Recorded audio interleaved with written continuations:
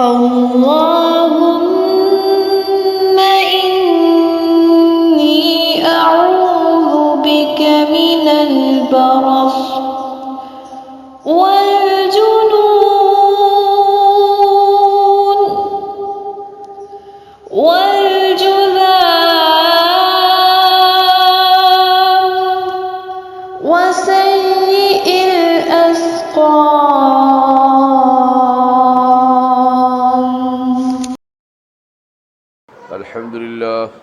الحمد لله نحمده ونستعينه ونستغفره ونؤمن به ونتوكل عليه ونعوذ بالله من شرور أنفسنا ومن سيئات أعمالنا من يهده الله فلا مضل له ومن يضلله فلا هادي له وأشهد أن لا إله إلا الله وحده لا شريك له وأشهد أن محمدًا عبده ورسوله أما بعد فإن خير الحديث كتاب الله وخير الهدي هدي محمد صلى الله تعالى عليه وسلم وشر الأمور محدثاتها وكل محدثة بدعة وكل بدعة ضلالة وكل ضلالة في النار. فأعوذ بالله السميع العليم بوجهه الكريم من الشيطان الرجيم. يا أيها الذين آمنوا اتقوا الله حق تقاته ولا تموتن إلا وأنتم مسلمون. وقال الله تعالى يا أيها الناس اتقوا ربكم الذي خلقكم من نفس واحدة وخلق منها زوجها وبث منهما رجالا كثيرا ونساء واتقوا الله الذي تساءلون به والأرحام إن الله كان عليكم رقيبا. وقال الله تعالى يا أيها الذين آمنوا اتقوا الله وقولوا قولا سديدا يصلح لكم أعمالكم ويغفر لكم ذنوبكم ومن يطع الله ورسوله فقد فاز فوزا عظيما. وقال الله تعالى يا أيها الذين آمنوا كتب عليكم الصيام كما كتب على الذين من قبلكم لعلكم تتقون. قال النبي صلى الله عليه وسلم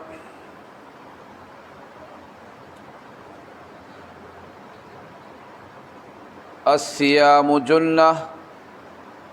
صدق الله مولانا العظيم وصدق رسوله النبي الكريم ونحن على ذلك لمن الشاهدين والشاكرين والحمد لله رب العالمين.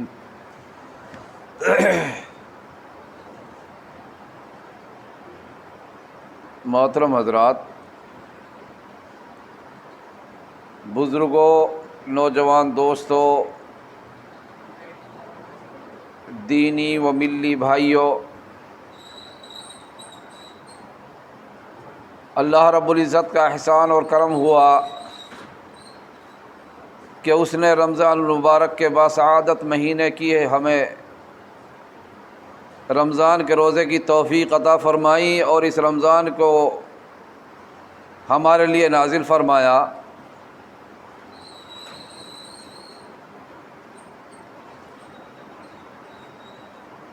امت محمدیہ پر خاص اللہ رب العزت کا کرم ہوا کہ اس عظیم مہینے کو اللہ رب العزت نے امت کے لیے خاص فرمایا، جس کی خوبیاں اور بڑائیاں بے شمار ہیں، جس کی فضیلت بے شمار ہے، جس کا درجہ بلند اور بالا تر ہے.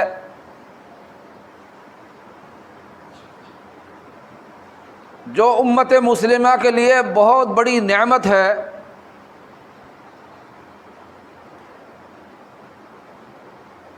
یہ نعمت پہلی امتوں کے لیے کسی کے لیے اللہ رب العزت نے عنایت نہیں کی، اور یہ وہ مہینہ ہے جس کو اللہ رب العزت نے پسند فرمایا ہے.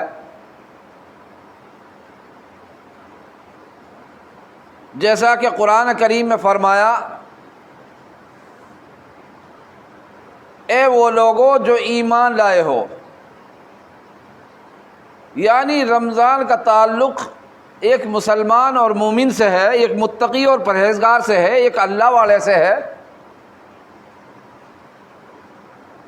اللہ رب العزت نے اعلان دے کر فرمایا، تمہارے اوپر ہم نے رمضان کے روزوں کو فرض قرار دے دیا ہے۔ کیسے فرض دیا؟ من قبلکم لعلکم،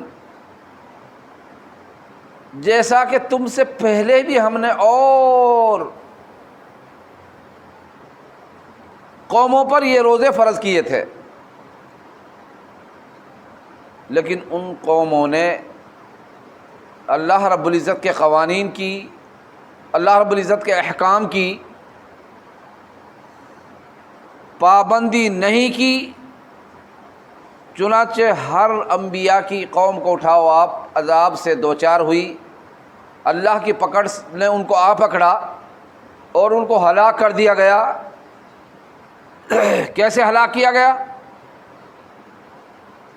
ایک قوم تھی، اس کے لیے ہفتے کے دن کو مقرر کیا کہ تمہیں ہفتے کے دن مچھلیوں کا شکار نہیں کرنا ہے،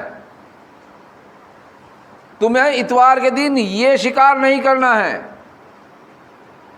انہوں نے دیکھا مچھلیوں کا شکار تو ہم کر لیں گے، وہ ایک دن پہلے مچھلیوں کا شکار کر کے جاڑ میں ادھر پٹک دیتے باندھ کے، اور اس دن وہ مچھلیاں نکال کے نہیں لے کے آتے، دوسرے دن جب وہ ٹائم ختم ہو جاتا وہ مچھلیوں کو نکال کے لے کے آتے، یعنی طریقہ استعمال کر لیا۔ آج کی پابندی کو ایک دن پہلے مچھلیاں سمندر میں اوپر آ جاتی تھی، جتنی مرضی آپ پکڑو، اور جس دن ان کا اللہ رب العزت نے دن مقرر کیا تھا وہ اس دن وہ سمندر میں اندر چلی جاتی تھی۔ تو انہوں نے دیکھا کیوں نہیں ایک دن پہلے ہم شکار کریں اور ان کو سمندر جاڑے میں باندھ کے اندر سمندر میں ڈال دیں، اور پھر جس دن پابندی تھی اس دن نہیں لاتے تھے، جاڑا پڑا ہوا ہے، دوسرے دن گئے اور جا کے جاڑا نکالا، ان کو پکڑنا تھوڑا ہی تھا، وہ تو جاڑے میں آئی ہوئی ہیں جی، مچھلی کا تو اس ٹائم میں انہوں نے شکار کر لیا ایک دن پہلے، جس ٹائم میں جو ہے مچھلیاں کی پابندی تھی اس ٹائم مچھلیاں اوپر آتی تھی اور ان کا شکار کر لیا۔ لوگ ہم لائے نہیں ان کو، ہم تو دوسرے دن سمندر سے نکال کے لائے ہیں۔ وَمَكَرُوا مَكْرًا وَمَكَرْنَا مَكْرًا وَهُمْ لَا يَشْعُرُونَ۔ اللہ رب العزت پر کیسی چال چلتا ہے انسان، کیسی چال چلتا ہے، کیسی پالیسی اختیار کرتا ہے، اور وہ سمجھتا ہے کہ اللہ رب العزت اس کی اس چال اور اس چالاکی سے وہ آگاہ نہیں ہے۔ تو اس لیے فرمایا من قبلکم لعلکم تتقون، ہم نے اس سے پہلے بھی اور امتوں پر بھی روزے فرض کیے گئے ہیں تاکہ وہ بچ جائیں، تقوی اختیار کریں، بچ جائیں، جہنم کی آگ سے بچ جائیں، اللہ کی پکڑ سے بچ جائیں، اللہ کے عذاب سے بچ جائیں، اللہ کے عتاب سے بچ جائیں، اللہ کی سرگزشت سے بچ جائیں، میدان محشر کی رسوائی سے بچ جائیں، فرشتوں کے سوال و جواب سے بچ جائیں۔ روزہ اصل میں تقوی کا نام ہے، اور انسان کو گناہوں سے بچانے کے لیے روزے کو اللہ رب العزت نے فرض کیا ہے۔ اور روزے کی اہمیت اس حدیث سے ثابت ہوتی ہے جو جامع ترمذی کی روایت ہے۔ اللہ کے نبی محمد رسول اللہ صلی اللہ علیہ وسلم نے فرمایا، اگر کہ ابو ہریرہ رضی اللہ تعالیٰ عنہ کی روایت ہے، اگر کوئی آدمی کا رمضان کا ایک روزہ چھوٹ جائے، رمضان کا ایک روزہ چھوٹ جائے، اور اس رمضان کے روزے کی فضیلت وہ اور دنوں میں حاصل کرنا چاہے، حدیث میں آتا ہے وہ اگر پوری عمر بھی روزہ رکھے اس روزے کی فضیلت حاصل نہیں ہو سکتی۔ ایک روزے کی فضیلت پوری عمر حاصل نہیں ہو سکتی۔ رمضان کے روزے فرض ہے، کوئی مذاق نہیں ہے۔ یا شب برات کا حلوہ نہیں ہے، یہ رمضان کا روزہ ہے، یہ فرض ہے۔ من جملہ جس ٹائم میں نماز کو فرض کیا گیا اس کے ترنت بعد میں رمضان کے روزوں کو بھی فرض کیا گیا۔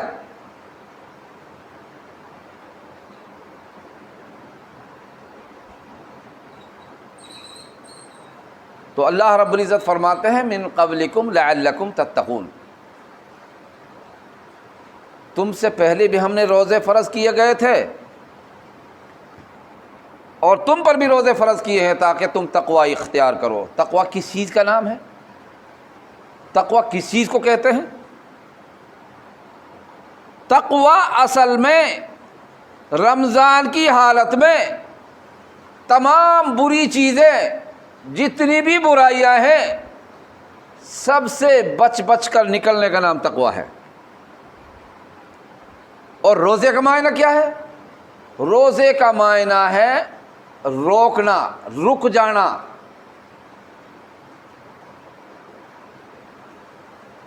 صیام کا معنی کیا ہے؟ جلانا، زندگی دینا۔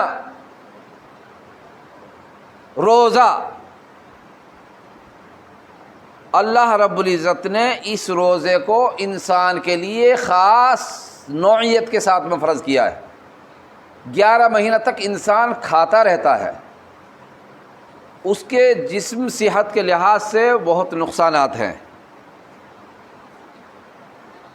چنانچہ یہ بات ثابت ہوئی ہے حکماء اور اطباء سے کہ رمضان کے 1 مہینے کے روزے رکھنے سے انسان کی جو اندر کے جراثیم اور بری بیماریوں کی جو جراثیم ہیں وہ ختم ہو جاتے ہیں دنیاوی لحاظ سے۔ دین کی فضیلت کا تو کیا کہنا، دین کی فضیلت تو بہت اونچی ہے، لیکن دنیاوی لحاظ سے بھی اس کے بہت بڑے فائدے ہیں۔ دینی لحاظ سے تو اللہ کے نبی صلی اللہ علیہ وسلم نے فرمایا جو آدمی رمضان کے روزہ نہ رکھے وہ ہماری عید میں نہ آئے۔ اس سے آپ اندازہ لگا سکتے ہیں کہ رمضان کے روزے کتنے اہمیت رکھتے ہیں۔ عید خوشی کا دن، تہوار کا دن، ہماری عید میں نہ آئے جو روزہ نہ رکھے۔ اور روزے کے اندر ان چیزوں سے بچا جائے جس سے روزہ پھٹتا اور ٹوٹتا ہے۔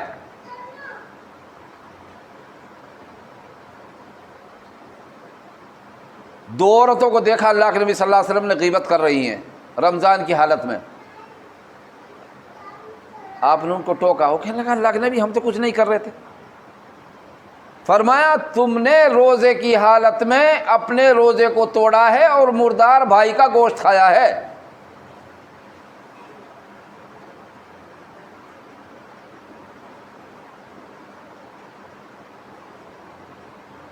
یہ زبان اور شرمگاہ، اس کی حفاظت رمضان میں بہت ضروری ہے، روزے میں خاص ضروری ہے۔ اللہ کے نبی محمد رسول اللہ صلی اللہ علیہ وسلم فرماتے ہیں جو آدمی اپنی زبان اور شرمگاہ کی ضمانت دے دے میں اس کو جنت کی ضمانت دے دیتا ہوں۔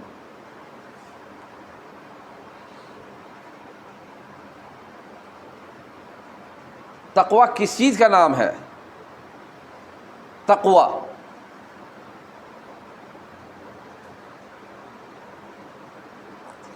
خلیفہ عبد الملک بن مروان کعبۃ اللہ کا طواف کر رہا ہے۔ اچانک ایک نوجوان پہ اس کی نظر پڑی،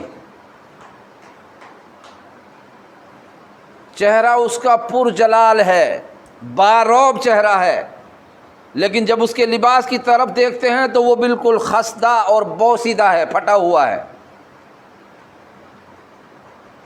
عبد الملک مروان نے اپنے غلام سے کہا اس نوجوان کو بلا کے لے کے آؤ۔ اس نوجوان کو لے کے آئے، اس سے پوچھا تو کون ہے؟ لوگوں نے بتایا یہ سالم ہے، سالم بن عبداللہ بن عمر ابن خطاب رضی اللہ تعالیٰ عنہ۔ یہ عمر ابن خطاب رضی اللہ تعالیٰ عنہ کا پوتا ہے۔ تو بادشاہ مروان فرمانے لگے مجھے ابن خطاب رضی اللہ تعالیٰ عنہ سے بہت انسیت اور محبت تھی، بہت لگاؤ تھا، اور مجھے بہت زیادہ میں ان کا مداح ہوں، لہذا تو اس کا پوتا ہے مجھے خوشی ہوگی کہ تو کوئی سوال کرے میں تیرا سوال پورا کروں، کوئی حاجت ہو وہ بیان کرو۔ تو سالم بن عبداللہ فرمانے لگے امیر المومنین، آپ ایسی جگہ کھڑے ہوئے ہو جو ساری دنیا کا جو ہے دربار ہے، سارے انسانوں کا دربار ہے، جو سب سے بڑا مالک ہے اس کا دربار ہے، اگر یہ سوال کروں گا تو میں اس سے کروں گا، آپ سے نہیں کروں گا۔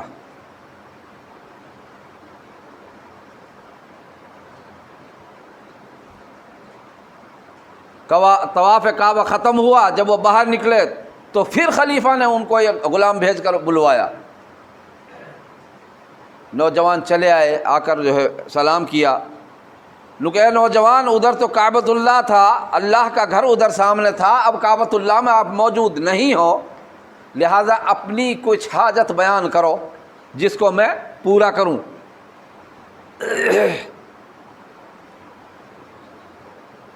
حضرت سالم بن عبداللہ رضی اللہ رحمۃ اللہ علیہ فرمانے لگے کہ بادشاہ آپ میری کون سی حاجت پوری کرو گے؟ دنیا کی حاجت پوری کرو گے یا آخرت کی حاجت پوری کرو گے؟ دنیا کے تعلق سے مجھے کوئی حاجت نہیں ہے، دنیا کے تعلق سے میں بالکل استغنا ہوں، مجھے کوئی حاجت نہیں ہے، لیکن آخرت کے تعلق سے میں بہت کچھ حاجت رکھتا ہوں، اگر آپ چاہو تو میں بیان کروں۔ خلیفہ عبد الملک بن مروان کہنے لگا کہ میری دسترس دنیا کی ہے، میرے ہاتھ میں دنیا قبضے میں ہے، آخرت میری دسترس سے باہر ہے۔ تو فرمانے لگے جس کو میں نے کبھی طلب ہی نہیں کیا آخر دنیا کو، اس کو میں آپ سے کیا طلب کروں؟ جب آپ کے پاس میں آخرت کی کوئی حاجت پوری نہیں ہے تو پھر آپ مجھے سوال کیوں کرتے ہیں؟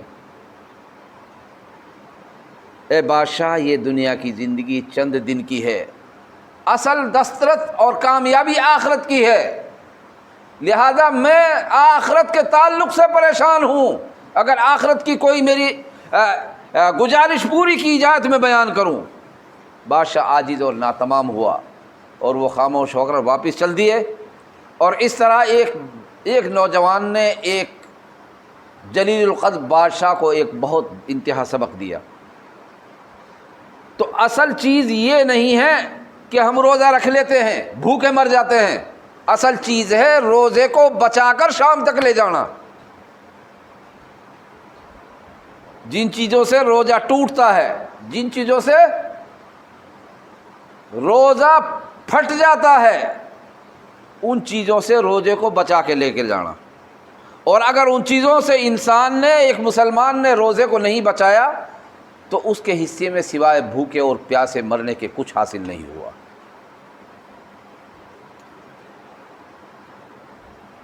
روزہ ایک خاص اہمیت رکھتا ہے۔ اللہ رب العزت نے خاص اہمیت کے ساتھ اس کو نازل کیا ہے۔ پہلی امتوں کی لمبی لمبی عمریں ہوتی تھی۔ کتنی لمبی عمریں؟ 300 سال، 400 سال، 350 سال، 800 سال، 900 سال، 950 سال۔ اور امت مسلمہ کی عمر کتنی ہے؟ 50 سال، 60 سال، 70 سال، حد کے لے کے 100 سال۔ تو اللہ رب العزت نے فرمایا تمہاری 100 سال ان کی 950 سال پہ بھاری ہوگی۔ کیوں؟ تنزل الملائکۃ خیر من 1000 شہر، ہم نے تمہارے لیے ایک ایسی رات اس مہینے میں مقرر کی ہے جو 1000 مہینوں سے بہتر ایک رات ہے۔ اگر تم اس کے اندر عبادت کرو گے تو 1000 مہینوں سے زیادہ اس کا ثواب لکھا جائے گا۔ اور یوں ہی نہیں بلکہ پورا کامل 30 دن ہم نے دیے ہیں، اس کے اندر اگر تم عبادت کرو گے تو اس کی فضیلت ڈبل تبل چوبل اور 7 گنا 70 گنا بڑھا دی جائے گی۔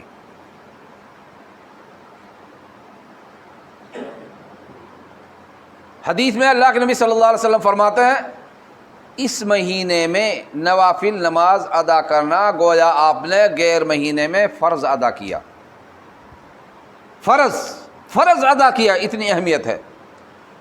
اور اس مہینے میں جو آدمی فرض ادا کرتا ہے اس کے لیے 70 فرضوں کا ثواب ملتا ہے۔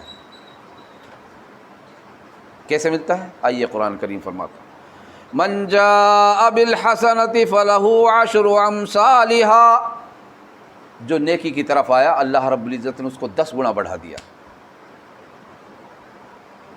اور 10 گنا سے آگے کہاں تک بڑھایا؟ واللہ یضاعف لمن یشاء، اور اللہ چاہے کتنی زیادہ بڑھا سکتا ہے، وہ اس کے اختیار میں ہے، اس کے قبضہ قدرت میں ہے۔ وہ سب سے بالا اور بڑا ہے، لیس کمثلہ شیء، اس کے مثل کوئی نہیں ہے، اس کے مثل کوئی نہیں ہے۔ وہ ساری دنیا کا کل ہے، اس کے ایک حکم کے اشارے سے سب کچھ درہم برہم ہو جائے گا۔ اس کی قدرت کتنی بڑی ہے؟ اس کی قدرت بہت بڑی ہے۔ ایک موقع پر قرآن کریم فرمایا کہ ہم نے اس زمین آسمان اور اس کے درمیان جتنی چیزیں ہیں 6 دن میں پیدا کیا، 6 دن میں۔ 6 دن میں ایک انسان ایک لکڑی کا دروازہ نہیں بنا سکتا، اللہ رب العزت نے پوری کائنات کو زمین سے آسمان اور پوری اس کے درمیان میں فی 6 ایام ثم استوى علی العرش، 6 دن میں ہم نے اس کو تیار کر دیا، اور انسان اس کو عاجز سمجھتا ہے، اس کو چکمہ دینے کی کوشش کرتا ہے، اس کو غافل سمجھتا ہے۔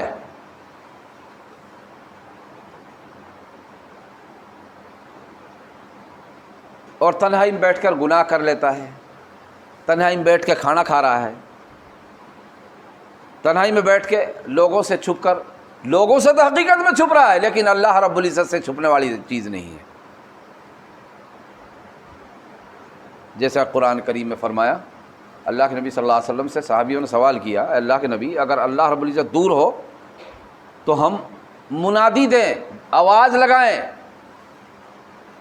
اور اگر نزدیک ہو تو مناجات کریں، سرگوشی کریں۔ حکم آیا، اللہ رب العزت نے فرمایا کہ میں بالکل تمہاری شے رگ سے بھی زیادہ قریب ہوں، تمہاری شے رگ سے بھی زیادہ قریب ہوں۔ اجیب دعوت الداعی اذا دعانی، جب تم مجھے پکارو گے میں تمہاری پکار سن لوں گا۔ اور ایسے سورہ قاف میں فرمایا کہ میں تمہاری شے رگ سے بھی زیادہ قریب ہوں، یعنی تم اگر معمولی سی بھی حرکت کرو گے تو مجھے اس کا معلوم ہے کہ تو کیا کر رہا ہے، میں تیری نیت سے خبردار ہوں، تیری نیت کا ارادہ کیا ہے۔ تو نے شام کو رمضان کے روزے رکھنے کی نیت کی اور صبح ہی اسے بدل گیا، مجھے پہلے پتا تھا کہ تو صبح روزہ نہیں رکھے گا۔ اللہ رب العزت وعندہ مفاتیح الغیب لا یعلمها، اللہ کے پاس میں ہیں ساری چابیاں غیب کے خزانوں کی، غیب کی جتنی بھی باتیں ہیں اللہ رب العزت کے یہاں سب موجود ہیں۔ انسان یہ دیکھتا ہے کہ میں روزہ رکھ رہا ہوں، مجھے کون دیکھ رہا ہے، لیکن نہیں، اللہ رب العزت نے بہت سے نگہبان اس پہ مقرر کیے ہیں، اور اس کے ایک ایک معاملے کی اس کے سامنے حساب دیا جائے گا۔ اگر انسان یہ سوچے کہ اللہ رب العزت اسے نہیں دیکھ رہا ہے تو وہ اس کی بھول ہے۔ جب اس کے سامنے سارے معاملات گنائے جائیں گے، جیسا کہ سورہ یاسین میں ہے، اس کے ساری چیزوں سے جوڑ جوڑ سے سوال ہوگا، اور وہ گواہی دیں گے، وہ بتائیں گے کہ فلاں ٹائم میں یہ کھانا کھاتا تھا، اس نے روزہ نہیں رکھا، یہ فلاں ٹائم میں ایسا کرتا تھا، یہ روزہ دار کے سامنے بیٹھ کے کھانا کھاتا تھا۔ روزہ ایک خاص اہمیت رکھتا ہے، یہ خاص عمل ہے۔ کتنا خاص ہے؟ اللہ رب العزت نے فرمایا اس کا عمل میں دوں گا، اور دیگر جتنے بھی اعمال ہیں ان کا اللہ رب العزت بدلہ دے گا، لیکن اس اعمال کا بدلہ میں دوں گا۔ الصوم لی وانا اجزی بہ، روزہ میرے لیے ہے اور میں ہی اس کا بدلہ دوں گا۔ تو اس لیے فرمایا یا ایھا الذین آمنوا کتب علیکم الصیام کما کتب علی الذین من قبلکم، اے وہ لوگو جو ایمان لائے ہو، تم پر روزہ فرض کیے گئے ہیں جیسا کہ پہلی امتوں پر روزہ فرض کیے گئے تھے، لعلکم تتقون، تاکہ تم پرہیزگار بنو، تاکہ تم نجات پاؤ، تاکہ تم راہ راستے پر رہو۔ ایام معدودات، ایسا نہیں ہے تمہیں سال بھر کے لیے ہم نے قید کر کے رکھ دیا، گنتی کے چند دن ہیں، گنتی کے چند ایام ہیں جس میں ہم نے تمہیں حکم دیا صبح سے لے کر شام تک رک جاؤ۔ جیسا کہ پچھلے جمعے میں بیان کیا گیا، پہلے رمضان میں شروع میں عشاء کے ٹائم میں کھانا کھا لیا، اس کے بعد میں روزہ چالو ہو گیا۔ جب کچھ معاملات سامنے آئے، ایک صاحب نیند آ گئی، روزہ شروع ہو گیا، اور پھر پوری رات میں وہ کچھ نہیں کر سکتا تھا، وہ روزہ ہے اس پہ۔ اب روزے میں کون کون سے قانون لاگو ہوتے ہیں یہ عام مسلمان جانتا ہے، کون کون سے قانون نافذ ہوتے ہیں۔ تو اللہ رب العزت کو ہماری اس حالت پر بھی ترس آیا۔ کیسے ترس آیا؟ احل لکم لیلۃ الصیام الرفث، ہم نے رمضان کی رات کو تمہارے لیے حلال کر دیا، یعنی اب تم کھاؤ بھی پیو بھی، اور جو کچھ تمہیں کھانا ہے وہ بھی کھاؤ، بیویوں سے مباشرت کرو، جو چیزیں تمہارے لیے عام دنوں میں حلال تھی وہ اب بھی حلال ہے، جو افطار کے بعد حلال تھی وہ اب پوری رات حلال ہے۔ تمہارے لیے رمضان کی رات حلال کر دی، اگر تم اس کے اندر عبادت کرو گے تو اس کا درجہ بلند ہو جائے گا۔ تو وہ گنتی کے چند دن ہیں۔ افسوس کچھ آدمی گنتی کے چند دنوں سے بھی محروم رہتے ہیں۔ اللہ کے نبی صلی اللہ علیہ وسلم نے بددعا فرمائی، حضرت جبریل نے آمین کہا کہ ہلاک ہو جائے وہ آدمی جس کو رمضان کا مہینہ ملے اور وہ رمضان کے روزے رکھ کر اللہ رب العزت سے اپنی مغفرت نہ کرا سکے۔ تو رمضان کے روزے کی اتنی بڑی اہمیت ہے، اور بعض آدمی اس سے بھی محروم رہتے ہیں۔ رمضان کے روزے کن کے لیے چھوٹ ہے؟ مسافر ہے، بیمار ہے، مجنون ہے، اور دیوانہ جس کو پاگل بولتے ہیں، یا چھوٹا بچہ ہے جس پر فرضیت نہیں ہے، یا وہ عورتیں جو حاملہ ہیں جو روزے کی اہمیت نہیں رکھتی، یا جو دودھ پلانے والی ہیں جن کو تکلیف ہوتی ہے بچے کی وجہ سے، زیادہ تکلیف ہوتی ہے، ان کے لیے کچھ رخصت دی ہے، باقی سب کے لیے رخصت نہیں ہے۔ اچھا خاصا ہٹا کٹا ایک دم مشٹنڈا اور پھر وہ روزہ نہیں رکھتا ہے، اللہ رب العزت کا جلال جوش میں آتا ہے کہ یہ اس کو میں نے کتنی تندرستی اور صحت اور توانائی دی، اور پھر یہ روگردانی کرتا ہے، پھر یہ منہ پھیرتا ہے، اعراض کرتا ہے۔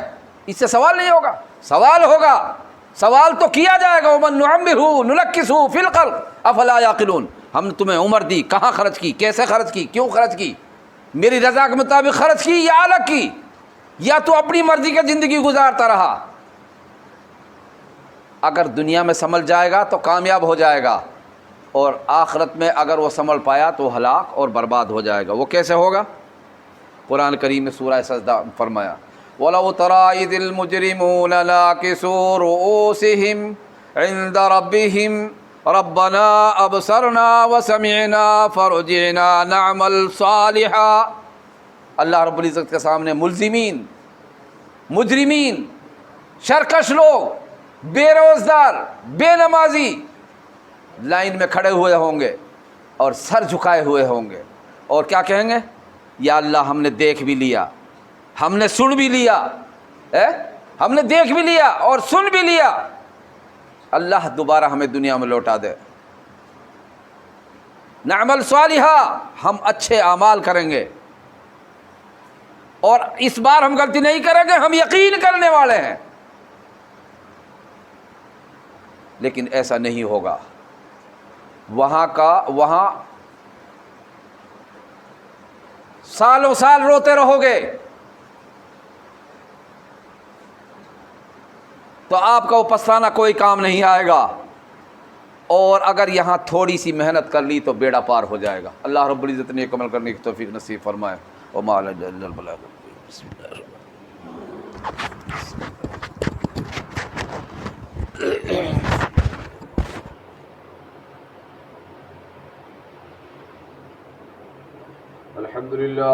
الحمد لله نحمده ونستعينه ونستغفره ونؤمن به ونتوكل عليه ونعوذ بالله من شرور أنفسنا ومن سيئات أعمالنا من يهده الله فلا مضل له ومن يضلل فلا هادي له ونشهد أن لا إله إلا الله وحده لا شريك له ونشهد أن محمدا عبده ورسوله أما بعد فإن خير الحديث كتاب الله وخير الهدي هدي محمد صلى الله تعالى عليه وسلم وشر الأمور محدثاتها وكل محدثة بدعة وكل بدعة ضلالة وكل ضلالة في النار فأعوذ بالله من الشيطان الرجيم بسم الله الرحمن الرحيم إن الله وملائكته يصلون على النبي يا أيها الذين آمنوا صلوا عليه وسلموا تسليما اللهم صل على محمد وعلى آل محمد كما صليت على إبراهيم وعلى آل إبراهيم إنك حميد مجيد اللهم بارك على محمد وعلى آل محمد كما باركت على إبراهيم وعلى آل إبراهيم إنك حميد مجيد عباد الله